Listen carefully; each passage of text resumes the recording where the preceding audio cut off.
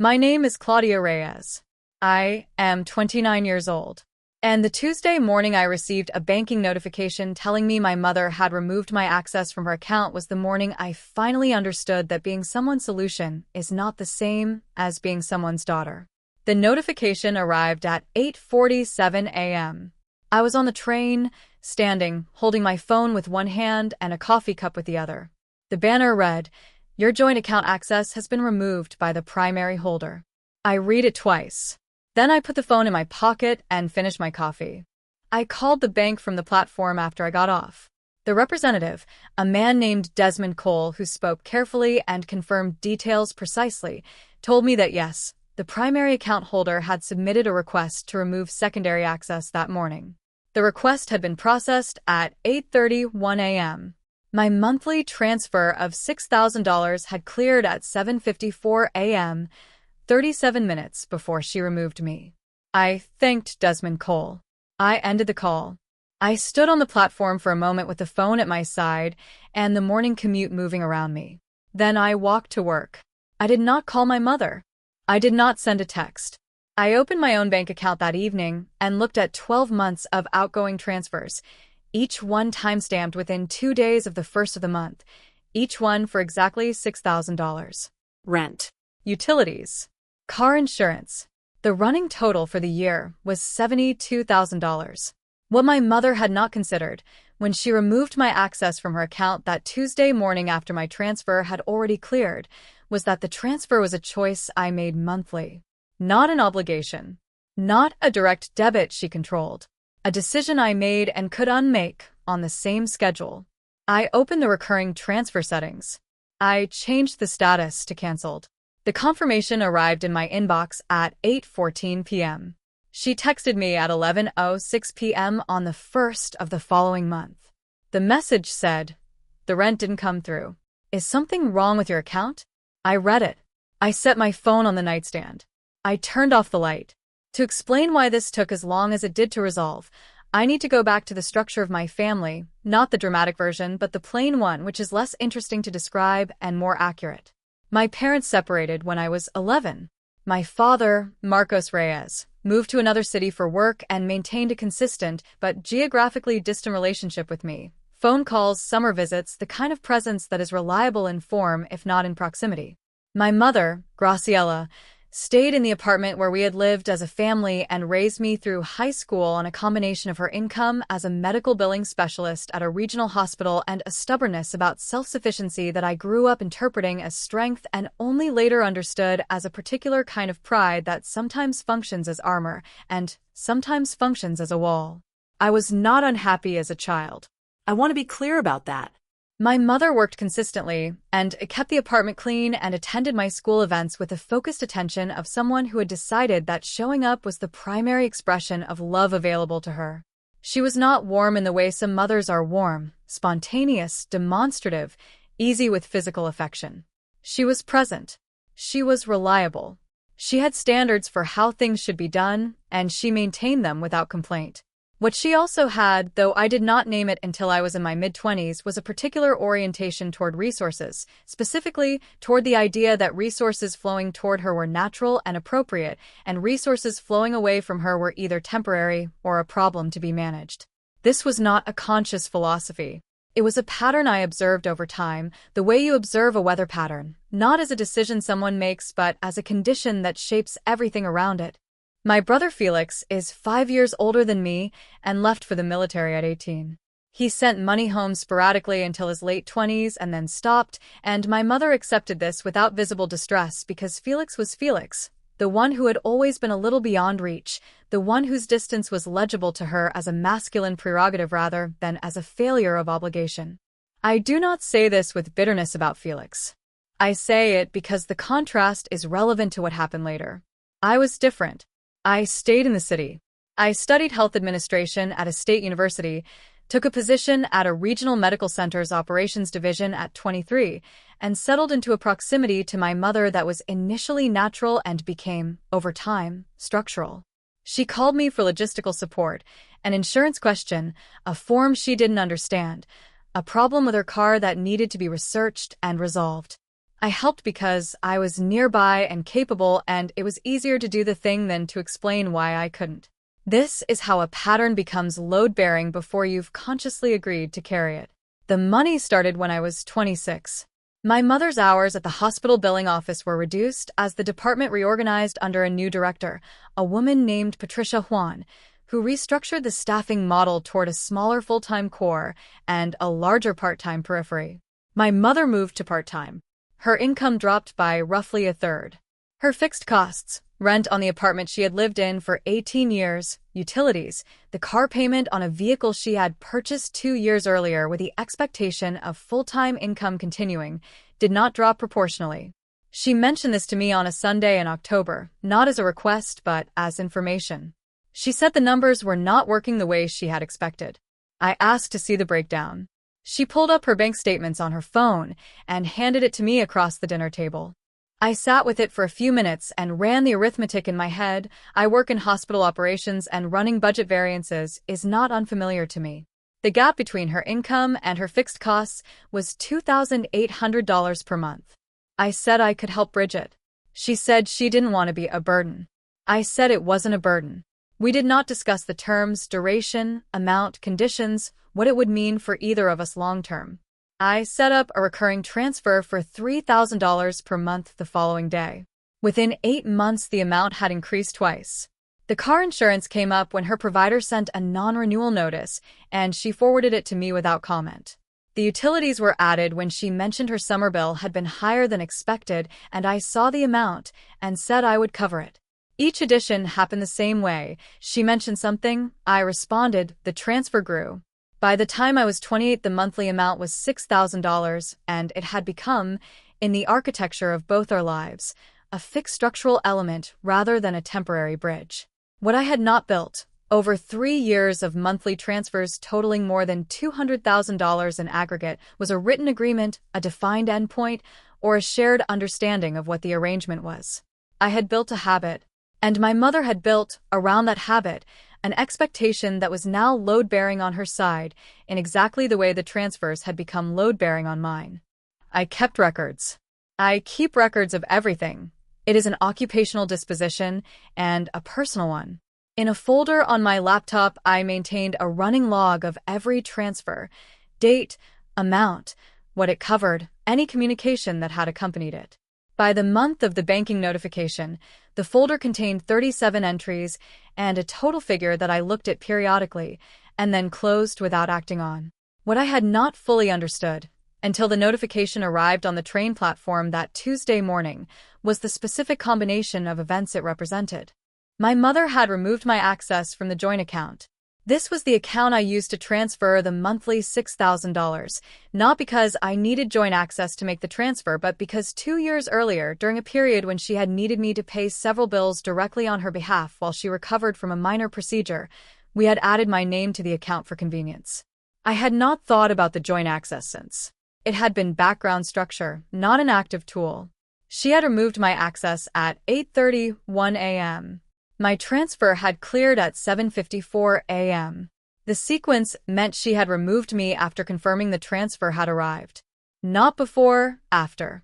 She had received the month's $6,000 and then, within 40 minutes, taken a step that said, I no longer need the arrangement to be visible to you. I thought about this sequence carefully on my walk from the train platform to my office building. I thought about it during the first part of my morning, while I reviewed a staffing projection for a department restructure I was managing. I thought about it at lunch, which I ate at my desk. By 3 in the afternoon, I had formed a clear picture of what I understood the sequence to mean, and what I intended to do about it. The transfer was a recurring instruction I had set up. My mother had no ability to initiate or control it. It originated from my account, on my authorization, and would continue or stop based entirely on my decision. She had removed my access from her account, as if this were a severance she controlled. It was not. The severance was mine to make, and I had simply not made it yet. I made it at 8:14 that evening. The first of the following month was a Thursday. I know this because I had been aware of it approaching in the way you become aware of a deadline you've set for yourself. Not with urgency, but with the quiet clarity of knowing what is coming.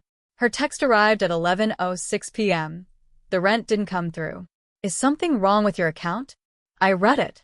The phrasing, your account, as if the mechanism were a malfunction rather than a decision, was instructive. I set the phone on my nightstand and went to sleep. She called at 7:42 the following morning. I let it go to voicemail. The voicemail was 40 seconds. She said the rent was due today, and she had spoken to her landlord, a property manager named Gerald Finch at Westbrook Residential Management, who had confirmed the payment had not arrived. She asked me to call her as soon as I could. I called her back at noon from my office, with the door closed. She answered on the second ring.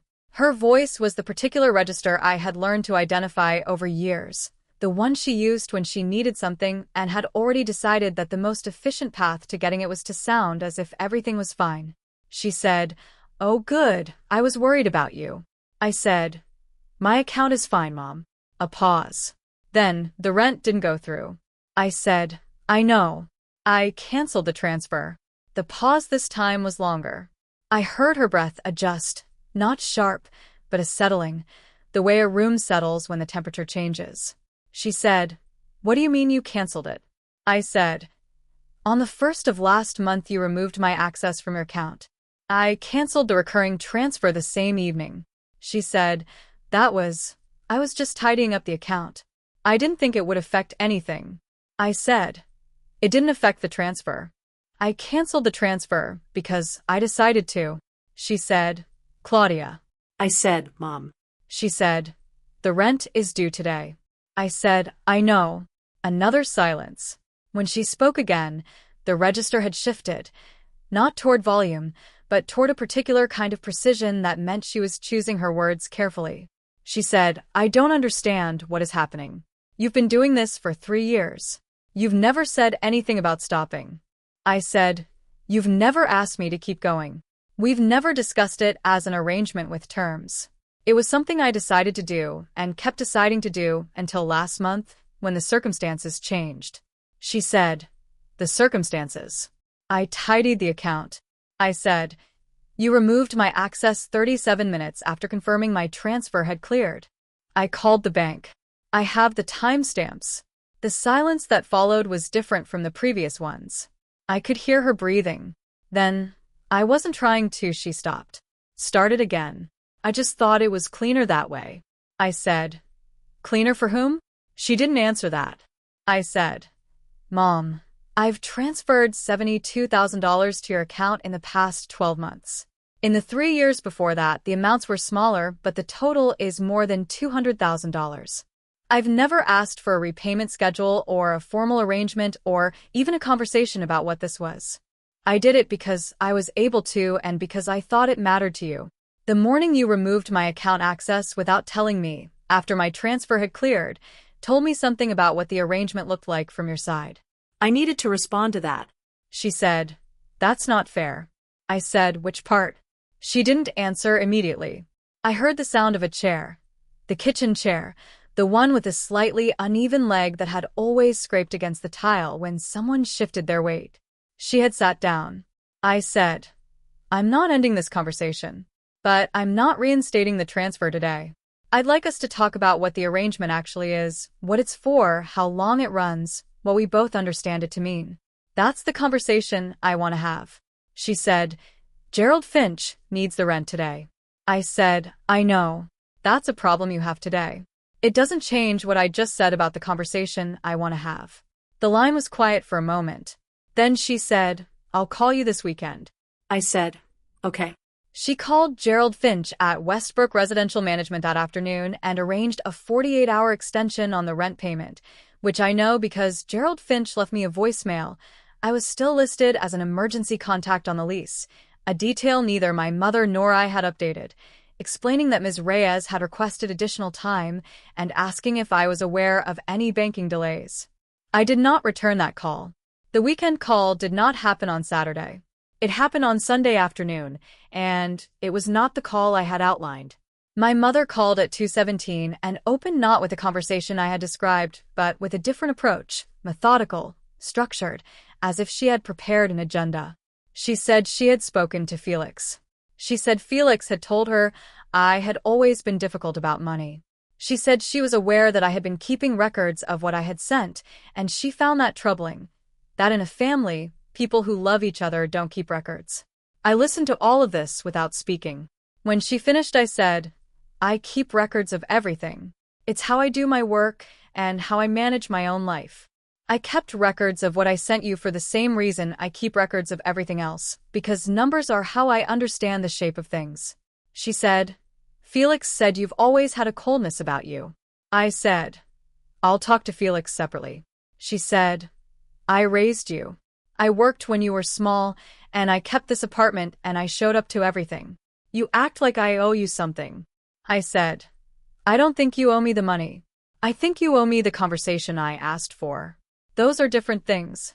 She said, What conversation? You want me to sign a contract with my own daughter?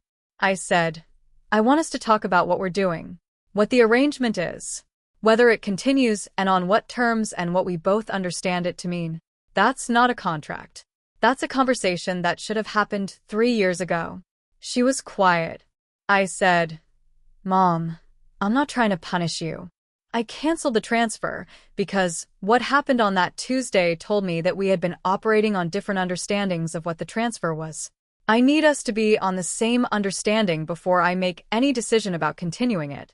She said, and if I don't want to have that conversation, I said, then I won't reinstate the transfer. She said, you would do that? To your own mother? I said, I'm asking for conversation. That's the thing I'm asking for. What I do with the transfer depends on what comes out of that conversation. There was a long pause. The kitchen chair scraped again. She said, fine. Come on Wednesday. I said, I'll be there at 7. I want to describe the Wednesday dinner carefully because it was not what either of us had expected it to be, and the shape of it matters. I arrived at 7. My mother had made dinner. Properly, the way she cooked when she wanted to establish the terms of an occasion. The table was set with the good dishes. This was information. We ate for 20 minutes without discussing anything significant. She asked about my work. I described a project I was managing, a department-wide staffing review at the medical center under the supervision of our operations director, a man named Lawrence Chu, that had been running for 6 weeks and was producing data that would inform hiring decisions for the following fiscal year. She listened and asked one follow-up question about whether I found the work interesting. I said I did. Then she put her fork down and looked at the table and said, I removed the account access because I was embarrassed. I waited. She said, I don't like that you can see what I spend. I've never liked it. When we added you 2 years ago, I thought it would be temporary, and then it wasn't, and every month I knew you could see everything and she stopped. Her hands were flat on the table on either side of her plate. It felt like being supervised. I said, I wasn't monitoring your spending. She said, I know that. I know you weren't, but I knew you could. And I didn't want to have that conversation, so she made a small gesture with one hand. I tidied it. I looked at her across the table. She was 58 years old. She had worked a job she did not love for 22 years. She had kept an apartment and shown up to things and maintained her standards without complaint.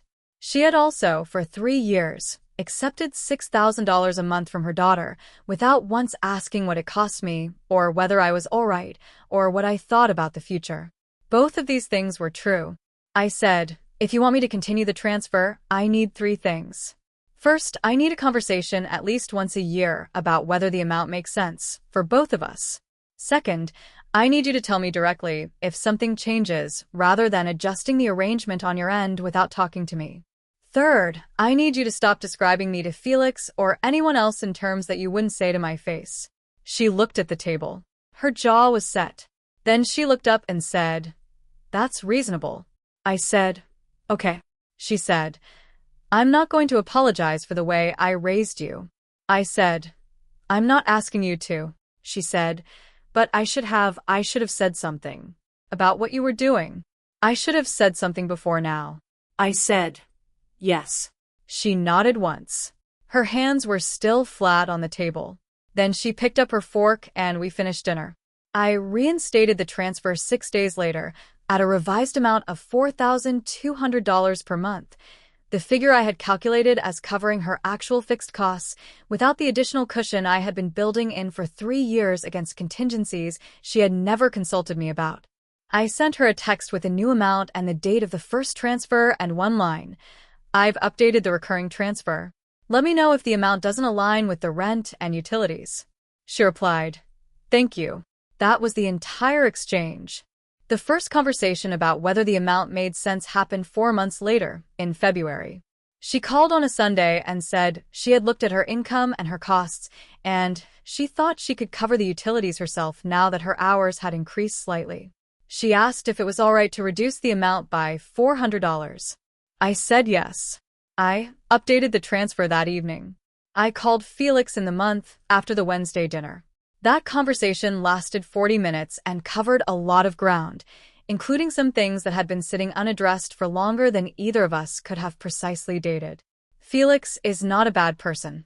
He had been operating on his own understanding of the family structure, which had been built from a distance, and was missing most of the load-bearing details.